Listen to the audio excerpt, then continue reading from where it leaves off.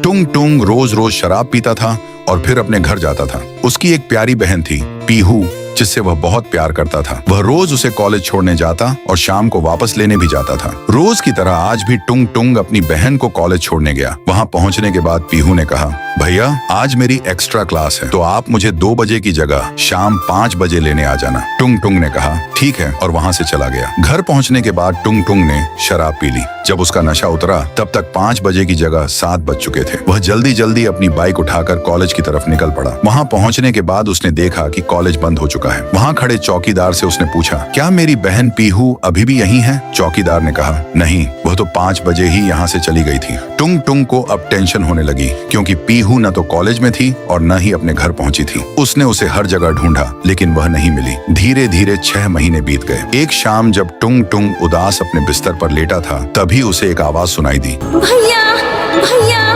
भैया। वह झट से उठकर बैठ गया। उसने देखा कि सामने पीहू खड़ी है, लेकिन उसका चेहरा पूरी तरह बदल चुका है। उसने रोते हुए कहा, भैया, जिस दिन आप मुझे कॉलेज छोड़कर आए थे, जब मैं कॉलेज से वापस घर आ रही थी, तभी रास्ते में मेरी ही क्लास का लड़का साबिर बॉस अपनी कार लेकर मेरे सामने आ गया। उसने कहा, अरे पीहू, पैदल ही क्यों जा रही हो? चलो मैं तुम्हें छोड़ देता हूँ। मैं भी तुम्हारे घर की तरफ ही जा रहा हूँ। पहले मैं अपनी दादी से मिल लूं, जो जंगल वाले घर में रहती हैं। उसके बाद तुम्हें तुम्हारे घर तक छोड़ दूंगा। मैं उसकी बातों में आ गई और उसके साथ उसकी कार में बैठकर चली गई। वह मुझे अपनी दादी के पुराने बंगले में ले गया। वहाँ कोई नहीं था। उसने मुझे खाने के लिए एक चॉकलेट दी। जैसे ही मैंने वो चॉकलेट खाई, मैं बेहोश हो गई। उसके बाद उसने मेरे साथ दुष्कर्म किया और मुझे एक चाकू से जान से मार दिया और फिर मेरी लाश को नदी में फेंक दिया। इतना कहकर पीहू की आत्मा हवा में गायब हो जाती है। अब टुंग टुंग सारी हकीकत जान चुका था और वह निकल पड़ा साबिर बॉस को उसके किए की सजा देने। नेक्स्ट पार्ट के लिए इस वीडियो पर 10,000 लाइक कर दो।